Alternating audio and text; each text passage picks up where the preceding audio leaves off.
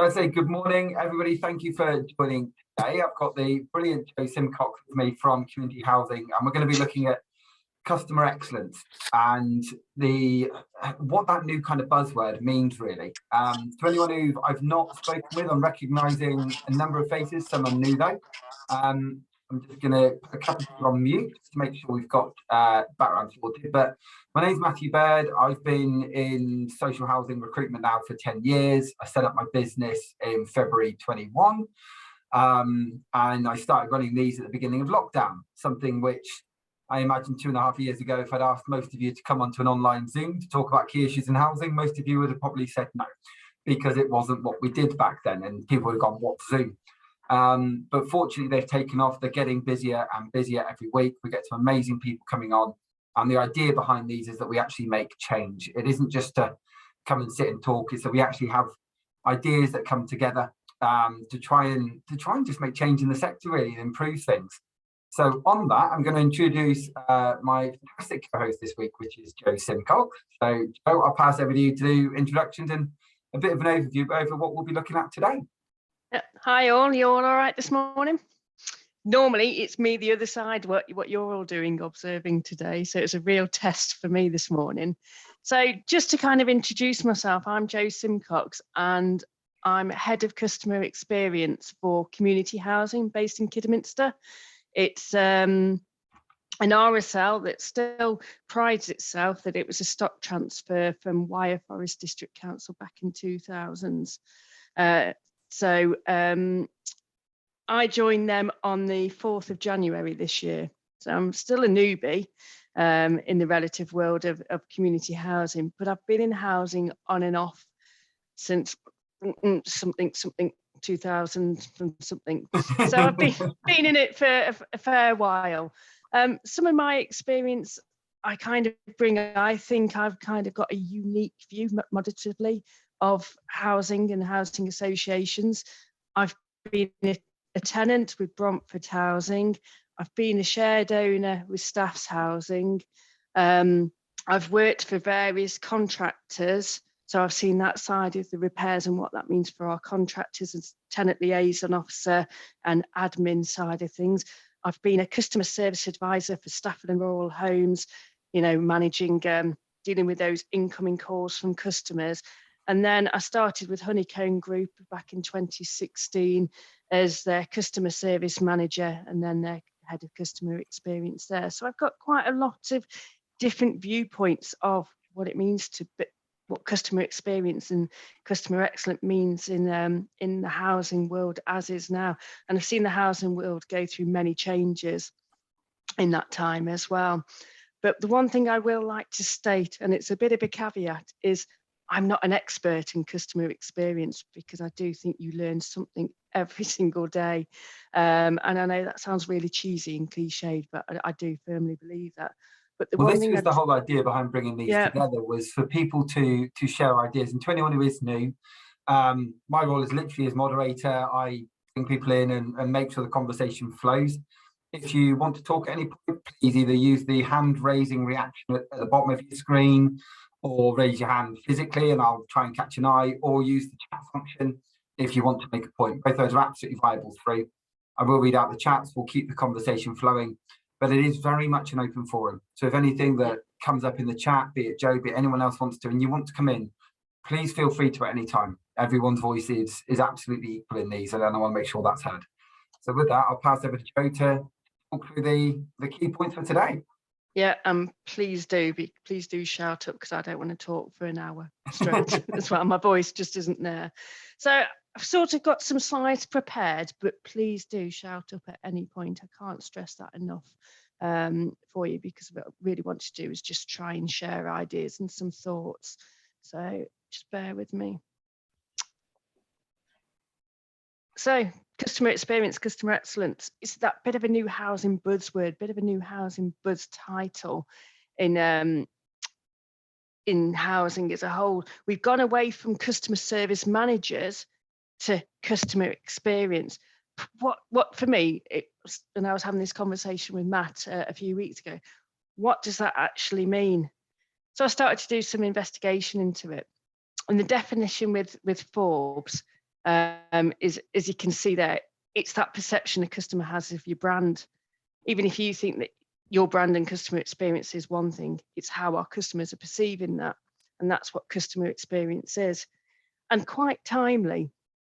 And there's been some conversation on LinkedIn. For those of you, I know a few of you do follow me on LinkedIn here. I've seen some conversations come across on customer experience just lately in social housing, courtesy of Barry Marlow and Steve Alcock, are two ones that I really follow that have prompted some conversations. So I have taken some liberties and got some information from them. So I saw this from Barry Marlow's LinkedIn conversation where he asked, what is the definition of customer experience from a social housing resident? And I follow Scrutiny Steve on Twitter as well. And I thought he absolutely got that right. As a resident, all our customers want is a first-class service and the housing organisation to be there to help me when things go wrong.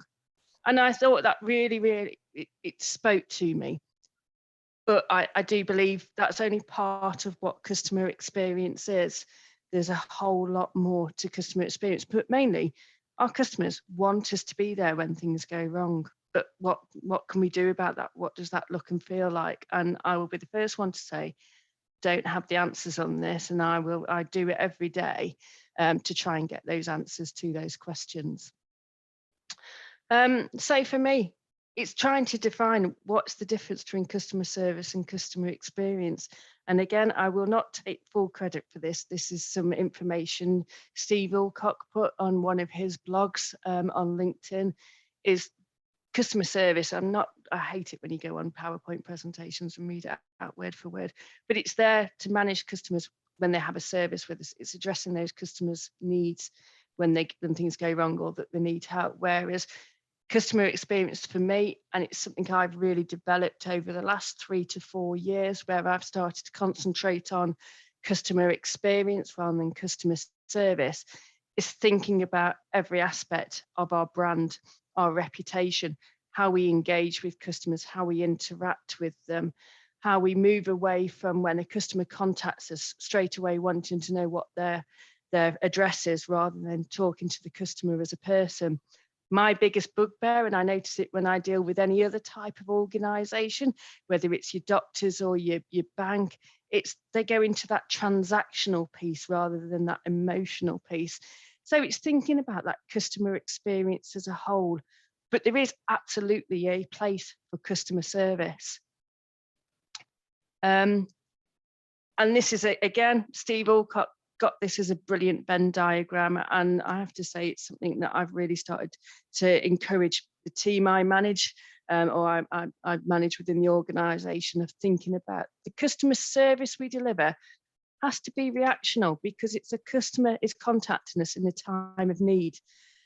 So it's thinking about those transactions. And when I say it's a time of need, it could be anything from delivering customer service to someone paying their rent, querying about when they're moving, etc., etc.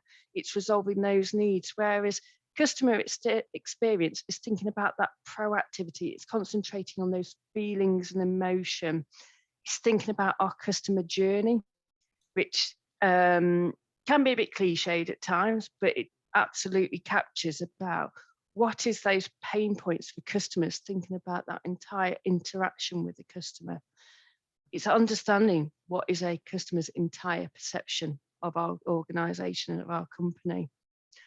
And then if we get both right, it helps our customers come back to us when they are in need, but it also helps our customers engage with us so we can understand our customer voice, and it brings more job satisfaction to our teams. So I can see something in the chat. Someone just asking about the slides. So I said, yeah, I'm more than happy to share the slides at the end. There's obviously a lot of really useful information, so I'll make sure that gets sent round. Fab. Okay, and please do feel free to shout at any time. And I did some training a couple of years ago, and the trainer shared this quote from Maya Angelou, and I just thought, again, what a fantastic quote to put something very simple, from a customer experience, no matter what type of sector or organisation, whether it's your bank, your doctors, you know, your landlord, your housing provider, or anything else, is people will forget what you say, but they will never forget what you did or how you made them feel. And it's ultimately, it's how we make our customers feel. And I think, you know, without wanting to state the obvious, as a sector at the moment, we're having to be aware of how our people feel. There's a lot of influences coming in within the sector currently, especially, you know, more so in the last 3 to 4 months. I've noticed it more, and maybe that's because I've started this role again, coming back into housing. I've become more aware of our influences. You know, Daniel Hewitt, the ITV News correspondent, who's really taken up the social housing mantle, as well as Quajo. But there's a lot of different customer influences out there that are really taking up the mantle of being the representative for a lot of different customers within the sector, of stating those feelings and the impact. And I'll come on to those later. Oh, sorry. So we all know what customer experience is, and we all know how we do it, I think. And it's, when I was just putting it down, I've just put some of the things down that I'm trying to work on with being within community housing. And it sounds really simple when you put it down there. Yeah, it's a bit of training, bit of customer engagement, looking at the culture within the organisation, customer perception and the customer processes and journey, and not forgetting the importance of being inclusive to our customers. So I'm going to stop there very quickly. Does anyone think I've forgotten anything on there with those sort of very broad titles? I think you're doing well, judging by the thing. I mean, we've had a comment from Sean has mentioned that a friend of mine won an award lately and said, I'm just doing my job and caring for people like they're my own family.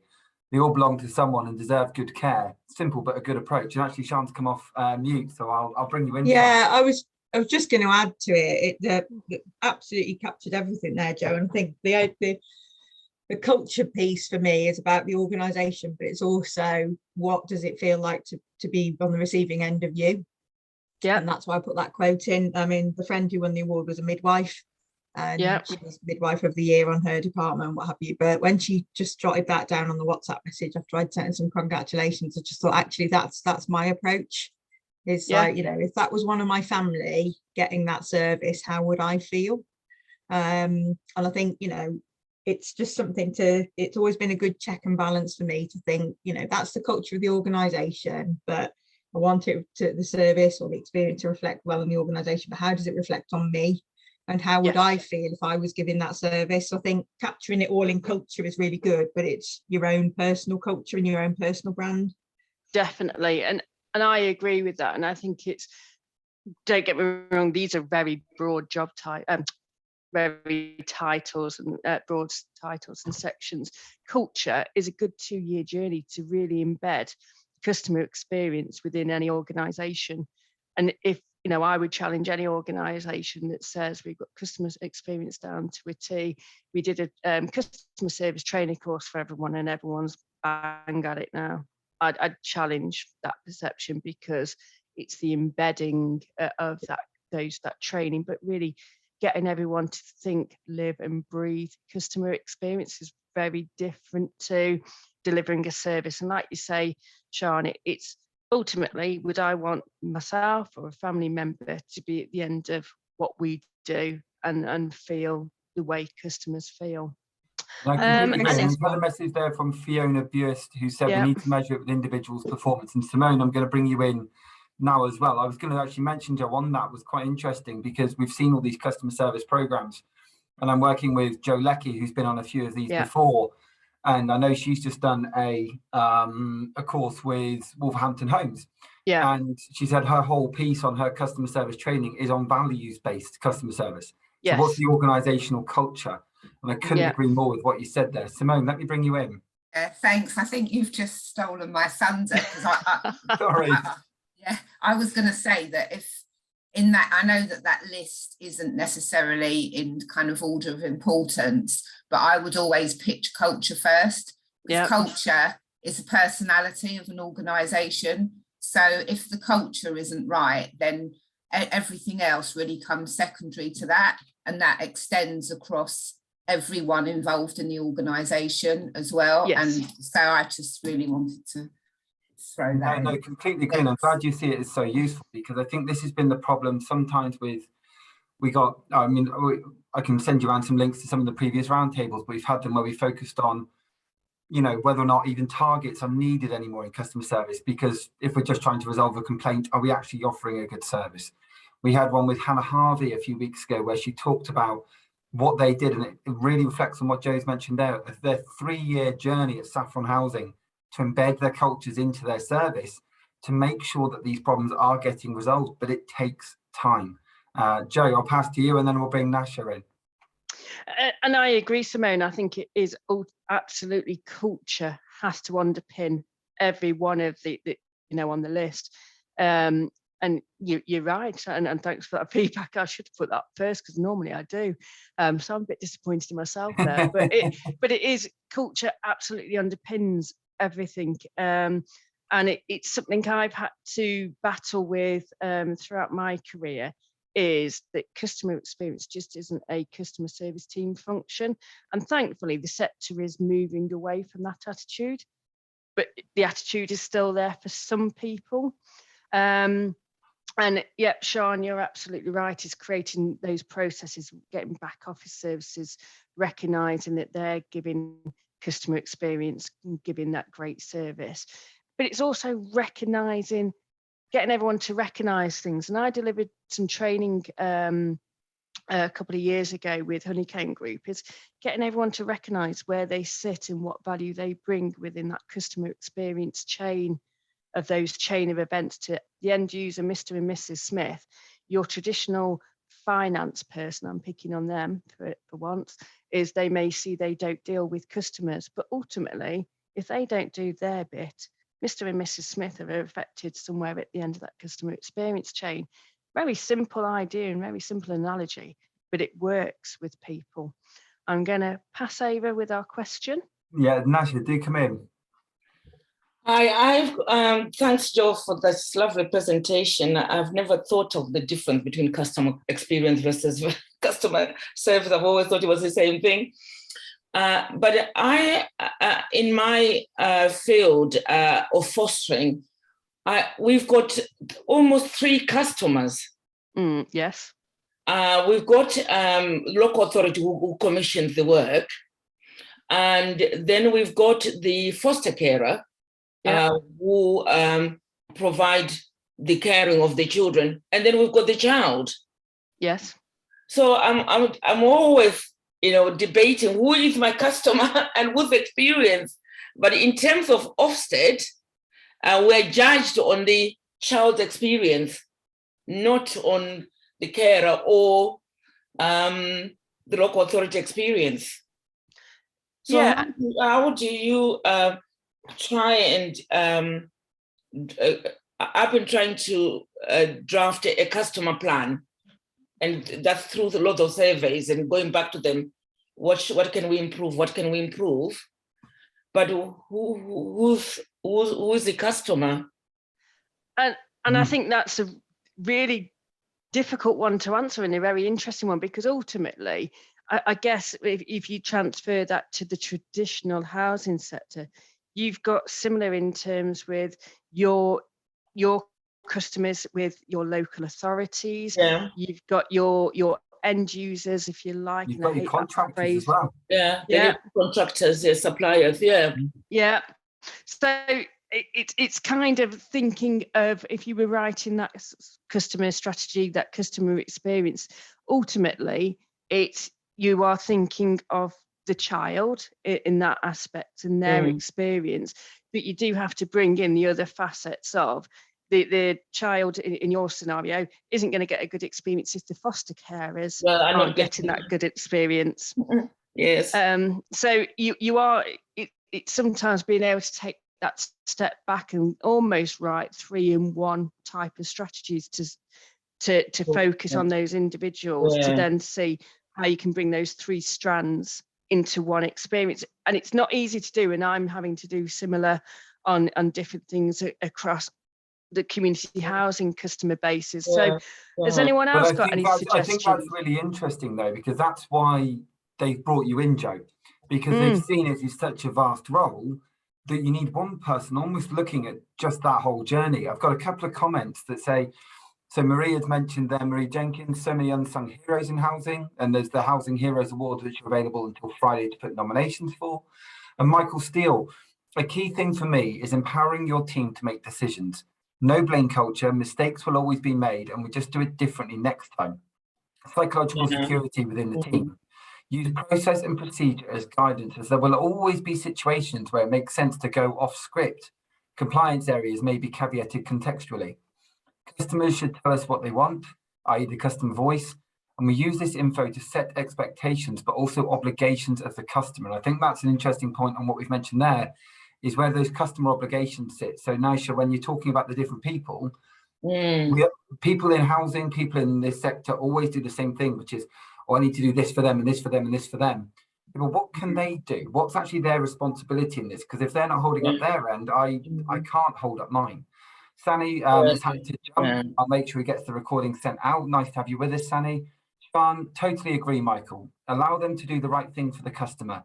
There are always some must-dos, especially around compliance, but that freedom for people to allowing people to do different things to get the right outcome. That's going off the chart, which is brilliant. Fiona, often teams who have the power or are the decision makers are invisible to the customer, and it leaves front-facing officers in difficult circumstances with customers. So we have to make those who are decision makers the ones who deal with their customers. I couldn't agree more.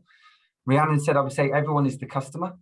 Really great point. And is it being able to understand the experience from multiple directions? Again, Jo, this is where I feel bringing in a role such as yours, which is still a relatively new role, I feel, within housing. We talked about this before we came on. Someone who actually looks at that whole experience is vital at the moment. Marie, I agree with Michael that innovation comes from empowering your teams, and the added bonus improves culture. Lara, great to have you with us. Lara says, I also encourage you to nominate any young people in the sector for the Housing Next Generation Award. So we need to motivate and support those coming up behind us. It is. I mean, all of this ties back into culture. Everything is about our culture, and everybody realizing, and based almost on Nisha's question there, that everyone who's coming through, everyone who's involved in it, needs to realize their impact on what's going on with customers. And Jo, I imagine that's what a lot of your role is. Yes, and it's for me, I've had to take a step back, if you like, of I was guilty in my previous role at Honeycomb Group as head of customer experience there, where I joined as customer service manager, of being too hands-on, too operational, and getting involved into the day-to-day stuff. So sometimes I wasn't able to take that step back and look at that bigger picture of everything customer, rather than just focusing on the customer service team experience. So we're coming into this role in January. I've had to, focus on that wider customer experience and be that critical friend, if you like. I love that term, to everyone within the organisation, of just challenging certain things. As Michael said, it's about empowering teams, empowering our staff. It's just understanding what are the pain points, the barriers that we're coming across from a customer point of view, but also our internal. What you're finding at the moment, Jo, in your role, because like I say, because you're new to the organisation, so you're 2 months in, so you can actually look at things with fresh eyes. What are you seeing as the biggest pain points for, and customers, again, we've discussed today is broad, but for your customers?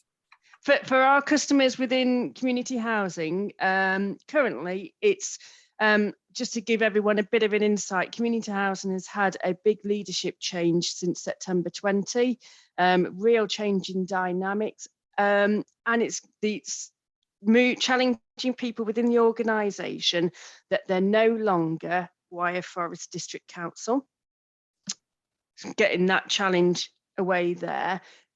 And it's challenging people to think about their customer and not think about, we've always done it that way. I hate that term, and we always hear it, especially in this sector. we've always done it that way, so we're going to continue to do it that way, but we don't know why we do it that way. And I imagine some of it, well, I know we were discussing before, is about changing some of those targets.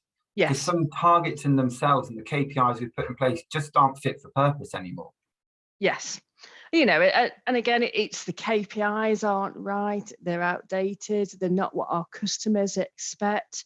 And I can't remember who said it earlier, is I think we're quite often guilty within this sector. And again, I've been guilty of it in the past, is we think we know what customers want. So we'll design something around a customer in what we think they want, and we'll do, I can't think of the word, we'll do something where we'll consult with customers once we've decided what they want. So we go in with a bit of a closed mind with our customers to go, this is what we've decided that you want, this is what you're getting. Whereas almost, and again, I'm starting to practice what I preach in terms of bringing this in with the community housing, and it's going to be a good, you know, multiple months, years journey of challenging everything that we're doing, to focusing on key processes, key customer journeys, working with our customers and actually listening to them instead of telling them. So I'll take one of the the biggest issues in the whole sector, and I mean, it's come up on a number of these before, and I know, you know, we've actually kind of had debates on it.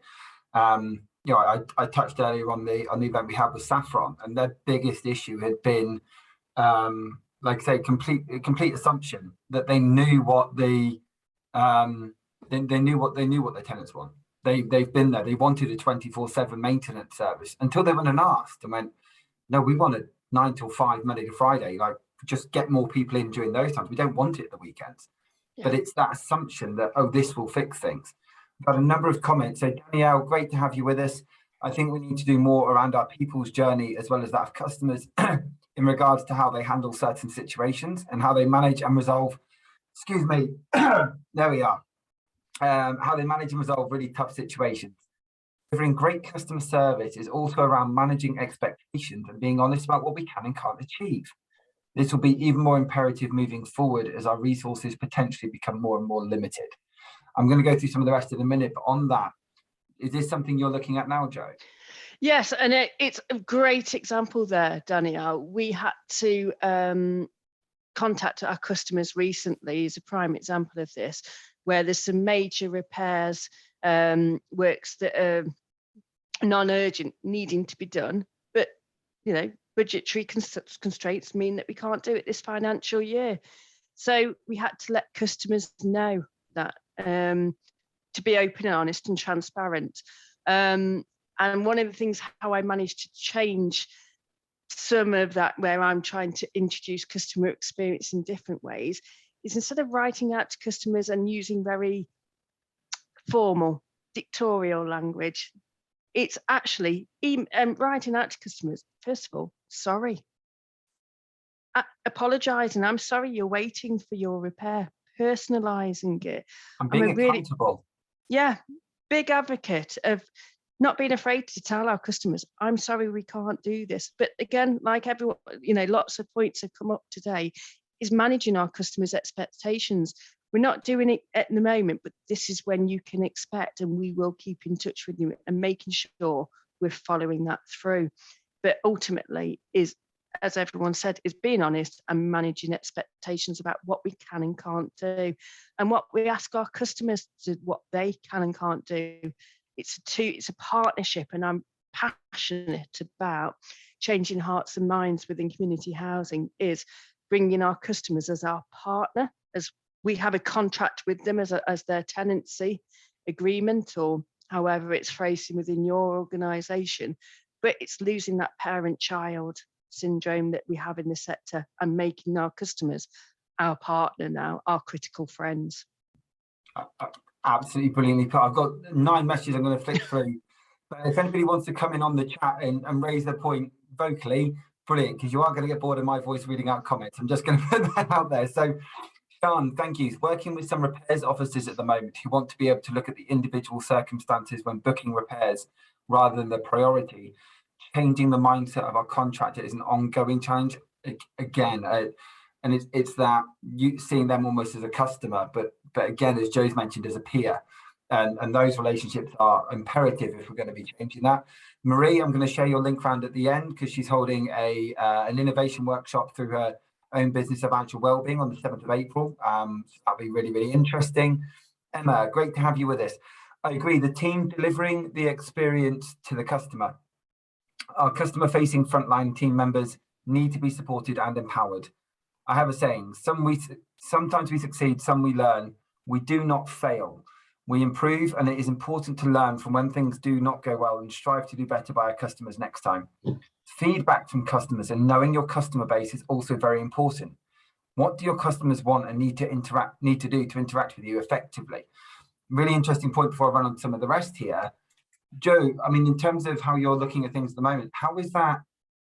Because I know we've talked about it with Lara before as well. How easy is it for customers to actually get in touch with community housing? How many different platforms are there? Because this is another key thing. We say it's brilliant to hear the customer voice, but that isn't always an easy thing for customers to be able to do. Yeah, and I'll be, for complete honesty and transparency, it's not great to contact community housing at the moment. We have the traditional platforms of phone and email, and that's about it. So it's something that I'm working on to bring in imminently. I challenged it in a meeting last week, and as you can tell, I'm winning friends within my new company of saying, well, we can text customers, but customers can't text us. That's not right. And it's challenging it, and it's not to do it. It's challenging constructively and getting people to think about, right, okay, I can see that. And I'm going to stop there with Rhiannon. Yeah, please do. Rhiannon, great to have you with us. Oh, sorry, hiya. It's just a point on that. I think for me, it's all about kind of really taking seriously that element of co-production with customers. And that starts at the very, very start. So they haven't got a seat at that table right now in so many organisations, where even at the point where we're introducing these kind of new emerging roles as customer excellence managers, who is it that's deciding what those are, what they're kind of focusing on? The only experts in any of this are the customers, not us. Yeah. So, and I think there's so much tokenism around that co-production, and it all starts with that trust. And as you said, it's that at the moment, there's been so much of the parent-child relationship. At what point are we truly having an adult-to-adult conversation?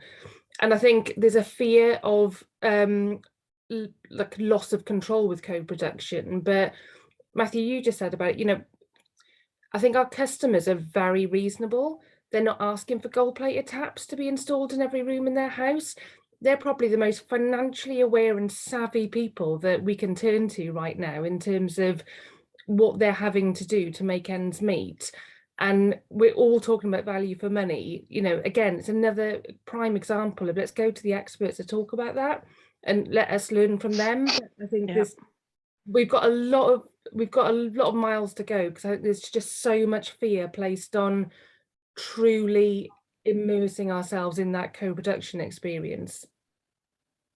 Yeah, and I absolutely agree. And again, that's where I'm on that learning curve as well, and it's moving away from that traditional relationship into truly being co-production. And one of the ways I've started to do that, yesterday I was writing a job description for our new role, which I haven't decided the title yet, but it's handling our complaints and feedback.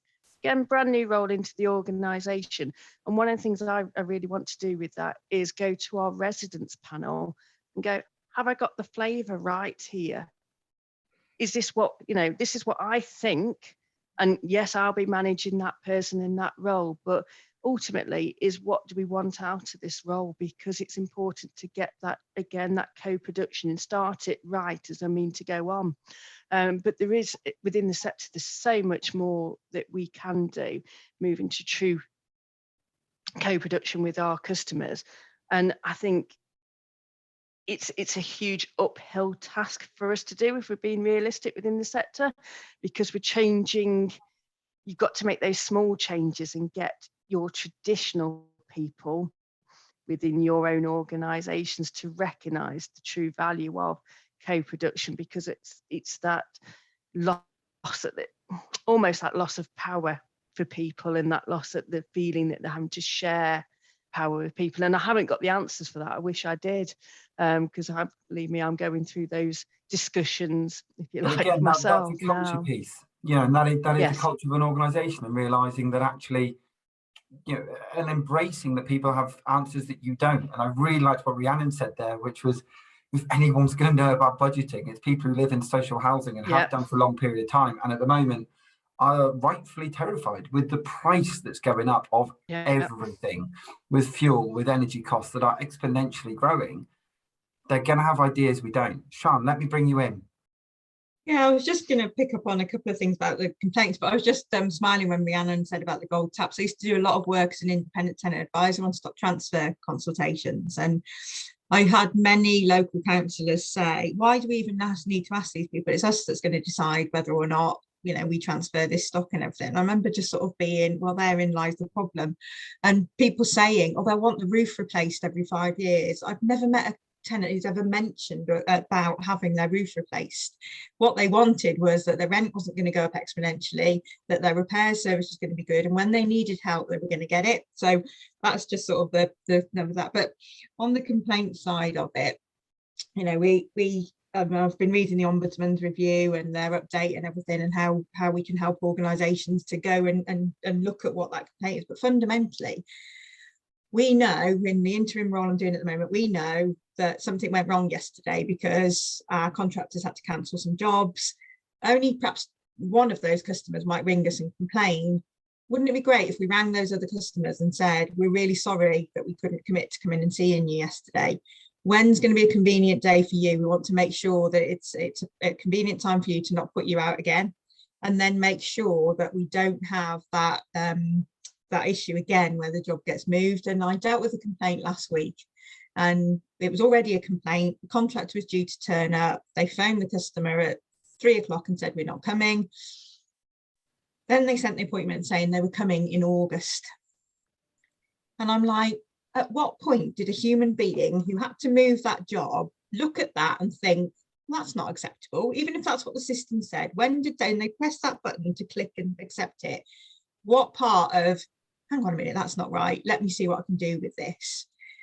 And it was just wasn't there. So there's a load of work to do with contractors, and that's one of the areas that I really want to sort of focus on moving forward. And I'm doing some of the work with Jo Leckie at Wolverhampton. I'm going to go and talk to the repairs officers about customer experience, the repairs guys about customer experience and what that means for them. Because sometimes their customer experience lacks because their planners just tried to shove another 3 jobs on them, or they've just had a bad experience with Mrs. Smith. And, you know, it's how do they separate that and take each one of the new ones? Because if they're being hammered down by the senior management going, you've always turned around are too slow, your repairs are out of date, just get them done. Again, and this comes back again to that thing of KPIs and what comes through. And it's interesting you mention that, because Michael Steele said that we need to get far better with embracing technology, because resident could call with a no heating issue, but if we got them to do a WhatsApp video call and you saw the boiler and saw it was low pressure, they get fixed, everything gets done, away you go. It takes 5 minutes. Whereas trying to get someone to come out and book an appointment and everything else can be a huge waste of time. And on the flip side, Gina's mentioned there that sometimes the regulator pushes us towards doing things a certain way, and I think that in itself is another, you know, big issue there. The message is coming flying through, which is brilliant. I'm going to try and paraphrase a couple of them just so we can get some of these points out. I'm going to make it a bit bigger so I can read it as well. Angela, everyone we interact with, including colleagues, is a customer and deserves our respect and to be treated as we expect to be treated ourselves. We have a better chance leaving them feeling good about the experience. And we all know what it's been like when you've just turned around to a colleague on a day and lifted their spirit up. Suddenly they perform better during the day. So it's how that whole piece works as well. Rhiannon, the importance of co-production, customer experience is vital. Couldn't agree more. Sian, targets drive the wrong behaviours. Quality of call and understand the request. So they've only got to raise the issue once. And I think this is another massive piece within this sector that we're talking today. Angela agrees with you, Jo. She said we made an assumption that our customers wanted us to answer the phones quicker. We took a week out to test every tenant that rang us what was more important, to answer the phone quicker or take the time to resolve their issue. And they said take the time. They're happy waiting to get it fixed first time, which is a really, really interesting point, actually, because we're so used to a culture where if you want something doing, it has to be done now. But we all know that we've waited on the phone with council tax and whoever it might be, and you just wait. But if it gets done, you're happy with it. Michael, investment in service centres can dramatically reduce field costs. Fiona completely agrees on targets. She runs a small contact centre. A hand up, I'm going to bring her in a second. And we focus on taking as long as it needs to get the right outcomes. Michael agrees with Fiona. Simone, our sector should engage in customer segmentation activities in the same way that commercial organisations do, so we can tailor services and resources. There's so much we can learn from the private sector. I know people have come over from one to the other and really brought some brilliant ideas with them. Marie Jenkins, Yorkshire Housing are great at engaging on various channels in their customers, but that's Nick actually leading on that. And Michael, I'm going to come back to your point in a minute because I've got Sian, Fiona and Danielle to bring in. So Sian, over to you, and then I'll jump to Fiona and Danielle. I was just going to pick up on what you said about the calls. Part of the discussion I've had previously is that the reason people have to wait on the phone line so long isn't because we're taking too long on the calls, it's because we're not dealing with the issue at the first point of contact and they're having to phone up again. I worked somewhere where we were averaging, and it wasn't a pure science, but we were averaging about 3 calls for every 1 repair, because we were having people following up because we weren't communicating with them. If we kept that down to 1 call, actually people wouldn't be waiting as long on the phone, any longer on the phone, as probably even less, because we're doing the right bit first time, we're taking that time. And somebody once said to me, I don't want to ask them too many questions about their repair, you know, I just want to get them off the phone. I said, actually, if you ask me lots of questions about my repair, it shows you're interested and you're trying to make sure that I get it fixed first time. So yeah, there's a long way to go, I think. Agreed. And like I said, I mean, that's call centre to call centre and service, but I absolutely agree. Fiona may have a different opinion because she runs a call centre. So Fiona, do come in. Well, I do, but I wasn't going to talk about that. And I think I think what somebody said earlier on, we just go back and do the same things. And I don't get complaints in my contact centre. It's a small one. There's millions of complaints about things in the wider one because it is that target, call. But I just wanted to say about the complaints as well. And I set up a service in 2016. I hate the fact that we do formal complaints. It's 10 days, you get often a rubbish response and everything, and you're fobbed off. And my service, we take a complaint on if we think we can manage it. We agree a communication plan with a customer. We say if it's complicated, actually this might realistically take a month, it might take 6 weeks. And we communicate updates all the time, even if there's nothing to say. And it does take a long time to resolve a lot of the issues, but we get satisfaction levels, and this is just for leaseholders, and leaseholders are often very challenging, and we get satisfaction levels of 95, 98%. We get praise constantly, and I don't want to sound bragging. I'm just trying to say there is different ways we can resolve things. And they're prepared to wait because they're just grateful that they know that they've built trust with us and that somebody is going to resolve it. And that's what we don't do we? We don't take the time. And I'm very lucky that I can allow them to have the time to do it. But that's the thing, not being forgotten and somebody championing you and always getting back to you, I think. Communication is key. I mean, as I said at the beginning, I've been in recruitment now for 10 years, and the biggest complaint we ever have as a sector is I applied for a job and heard nothing back, or I reached out to a recruiter and they never got back to me. It doesn't matter what sector you're in, communication is everything. And I couldn't agree more with you there, Fiona, because if we've ever been aggrieved with whichever business it is that we've reached out to, if you suddenly get that person on the phone who you know is actually dealing with it and then actually deals with it, usually you've had great customer service, even if what brought you there in the first place was terrible customer service. Danielle, over to you.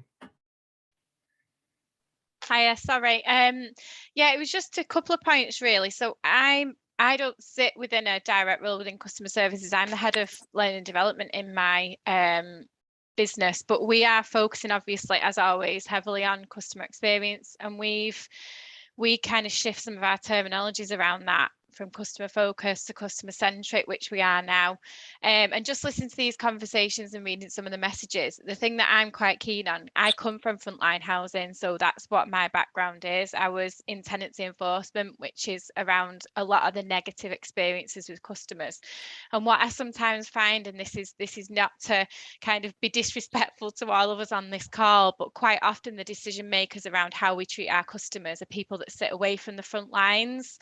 And I'm not saying that the people on this call haven't got that experience, but it can be very challenging. And so what I'm very conscious of when I look to look at the kind of training that we need to deliver around customer service is not to brush over the negative experiences that some of our frontline housing providers might have, such as housing officers, such as tenancy enforcement and social behaviour officers, and recognise that it is really difficult sometimes. And I think we're finding this in our group, you may all be finding the same, but the challenges are a lot bigger than what they used to be pre-pandemic. So there's a lot more mental health issues, there's a lot more deprivation, there's a lot more challenge in general around every single issue. And so for us to go in then from this ivory tower position to say, well, you must change this service and deliver this, and they're on the front lines thinking, how? I'm on my knees, help me please, tell me how I'm meant to do that when I've got to do all of these things, and I'm the only service provider in this area now, trying to be a social worker, a police officer, a housing officer, and everything else you expect me to be for what is not very competitive pay. So for me, there's lots of different issues that we can't forget. And also, when I spoke before in my message about representing staff journeys, what I'm trying to say there is that we tell the stories of when we get it right quite often, but we don't always acknowledge when we get it wrong and why we got it wrong. So we couldn't help that family there because there were so many complex issues that we just couldn't manage. And that's not a bad thing. And it's not because we didn't want to help and we didn't have the right heart. We did, but we just couldn't manage it. And I think sometimes we really need to be careful when we assume everybody's delivering poor customer service, because that's not the case for most frontline providers. Most frontline people on the front are in that role because they really, really care and they really, really want to do a good job.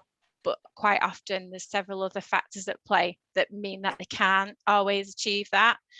So I'm just quite keen to get that point. And I know you'll all know that on this call, but I do think but it's still really very important nature to of what say we and do. really important to share. And you have to, it's a voice sometimes that does go quiet. And Yasmin just joined us, I'm sure I'll bring her in shortly, but this is something she's mentioned before, which is we talk about getting the customer voice in, we talk about getting all the voices in, but what about those who are having to support this, as you say, sometimes on your knees every day when they are so underfunded? And I couldn't agree more with you in terms of salaries and things along those lines, because it's my biggest bugbear sometimes is speaking to clients regularly and saying, you're not going to get that level of experience for that salary. You're just not going to get it. And the market has changed massively and people are expecting more now. The pandemic has changed things and they won't go backwards for a long time. Inflation has gone up massively anyway, but salaries have increased exponentially. And if you need to hire, you really need to be looking at that whole service. And I'm glad you agree.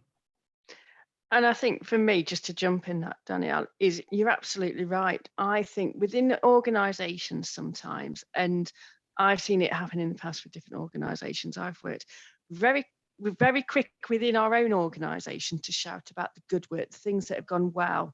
We've done this and we've moved a family to X, Y, and Z. Fantastic. Absolutely. We do need to share that. Absolutely. And there was a round table last week, I think it was, where we said, as a sector, we don't really shout about those good news things. But we highlight as a sector the bad things.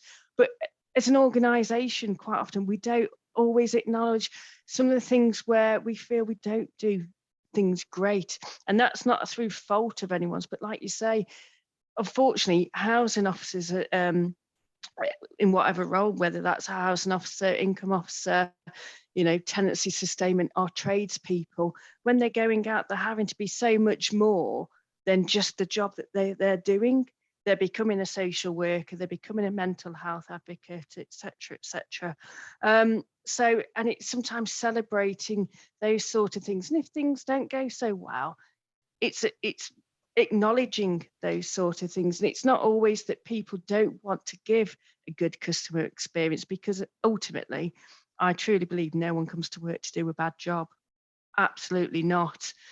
But it's for some people within the sector, it's trying to get people to change some of their mindsets and think about things differently.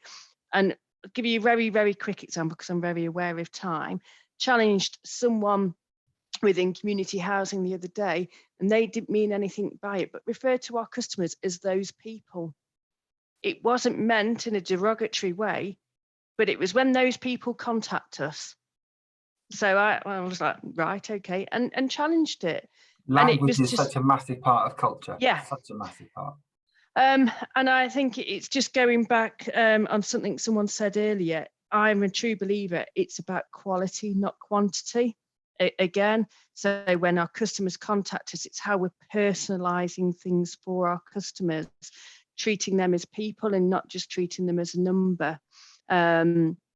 So that's kind of where I am. I'm going to run through some of the chat messages, because we've got many, and I want to make sure we get people's voices heard before the end. It's weird, Danielle, though, when you mentioned the side about trades and things on those lines, I'll never forget 18 months, 2 years ago, we were using our trades teams as our people finding out for safeguarding. That's how we're finding out when the safeguarding issues with our trades team are going out. And now we're looking at customer experience and what that looks like. So it's a really interesting balance.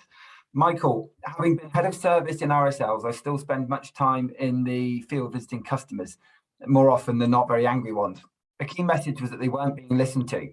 99% of the time, and after a half an hour to an hour conversation, their experience changed, more often than not resulting in compliment letters to exec teams. And much of this came with negligible cost. We have to be sympathetic to emotions and also be very honest. It's that whole thing, I agree with you completely about accountability. Some expectations are very unrealistic. And if we explain why the vast majority of customers understand and are appreciative of the time and explanation. He also used to work at Yorkshire Housing, Marie, so there's a crossover there. Angela, here at Livin, we are true advocates of co-regulation. We are in the final stages of developing our new business plan. And for the first time, I can say in 36 years, hand on heart, that this one is driven by our customer voice from the bottom up rather than top down. We've listened to transactional data, scrutiny reviews, complaints to identify what customers really want. That's absolutely phenomenal to hear. And I'd love to kind of follow up that story and see how that progresses. Michael, contractors are a big part of it, Sean. Part of the issue is the low rate of SORs, where it's almost impossible to provide a great, good service with those rates. That's, yeah, completely agree. You see people bidding lower and lower for things at the moment that they just can't then deliver. Marie is interested to learn what CRM systems in place to enable a better customer experience. And Gina said they use an organisation called MRI, which used to be Castleton. Fiona, a good starting point is to ask back frontline staff where their blockages are. And also Michael's recommended MS Dynamics, but it has to be correctly implemented based on the systems. Someone else is using open housing. There's integration between the two. Sean, the best improvement I've ever seen in customer experience from a repairs team was from a repairs team, but asking them what stopped them giving the best experience they could. Maybe that's the thing. Maybe that's the whole point, is we ask people, what would help you give a better customer experience? Because I guarantee 95% of people in your industry who are fed up with giving or feel they can do more will have an answer as to why. But again, it's getting those answers heard. And Jo, I know you mentioned earlier, this is again part of the reason why you joined the organisation in the first place. Danielle, I think we need to give credit to those dealing on the front line. I absolutely advocate for that. It's so tough. And God knows what it's been like for people over the last 2 years. So huge advocacy to anybody in there. Fiona, start by asking them, then build the learning needs around, not assume. And Yasmin, seen 4 different versions of CRM these past 2 years. There seems to be a lack of investment in ensuring the system is configured to a level where customers' information can be managed well. So that CRM piece is really, really interesting. And if anyone has got more to share, please let me know, because I'll happily those around in the chat and email around any links to some decent ones. What are you using at the moment, Jo? And are you thinking it's working? So I've used MRI Castleton in the past, and it's integrated with Open House, and I've liked that. I've come into this organisation where they're integrating Civica, CX and the various modules. I'm still keeping an open mind because I'm getting to learn the system. But ultimately, I think any CRM, if you get everyone interacting with CRM, no matter what system it is, it works well. But it's getting that culture piece of getting everyone involved in using CRM.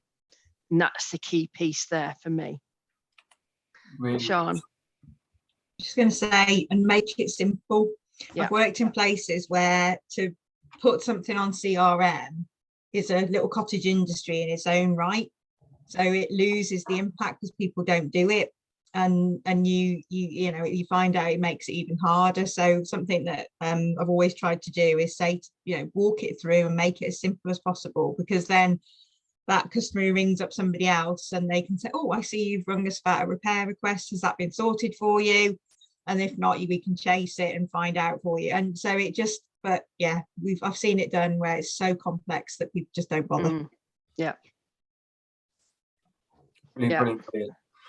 Well, look, I mean, I never like these to run over because I'm aware everyone's got a 12, and then you suddenly have that moment of going, I've got to go, I don't want to go, I need to go. So all that kind of stuff. What I do want to say at this point is a massive, massive thank you to Jo for joining me today, and to everyone who's come along. There's been some really, really big kind of conversation points that I hope everyone's got something they can take away from today. I hope to see, obviously, you all at the future roundtables, but more importantly, these are put together to try and make change. And whatever way we look at this, whatever we aim to do, let's make sure those voices that need to be heard most do. And as Michael said there, listen to people who know what they're doing and kick down the barriers for them to be successful and support them in doing so. I think that's an amazing thing to be able to take away. And let's get that culture together to make sure we do it moving forward. Any final words from you, Jo? For me, it's just thank you all, and you've all given me some good ideas as well, because as I say, I'm going through this journey the same as the rest of you in how to get customer experience right within my own organisation. I've seen some of you adding me on LinkedIn, so happy to share ideas and different things. And for me, one final bit of takeaway is, a few of you have said it today, is ultimately our traditional customers aren't just our customers, but it is our staff, it is our colleagues, it is our contractors, it's our local communities as well. And it's thinking about that wider piece. And the mantra I always try and go with is treating everyone as an adult consumer and human, acknowledging those emotions, acknowledging people can make their own decisions in whichever way. And it's trying to get people on board. So they're kind of my key takeaways from that. Brilliant.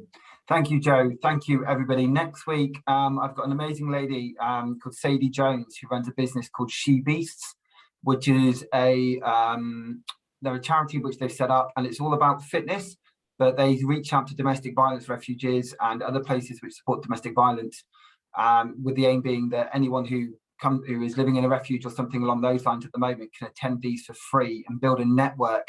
At the moment, they're set up in Birmingham. They hope to expand, but build up a network for people to talk to, because quite often, if you are fleeing domestic violence, you're stuck on your own. So it's about the chat next week is going to be focused around domestic violence and its partnership with homelessness. So it should be a really interesting session. Obviously, also a bit of an emotive one. So again, if there's people who want to come along but don't want to engage in the conversation, that's fine. Sit, come along, and just watch. Thank you, everybody. Look forward to catching up with you all soon, and I'll get you all on LinkedIn very shortly. Take care. Thank you.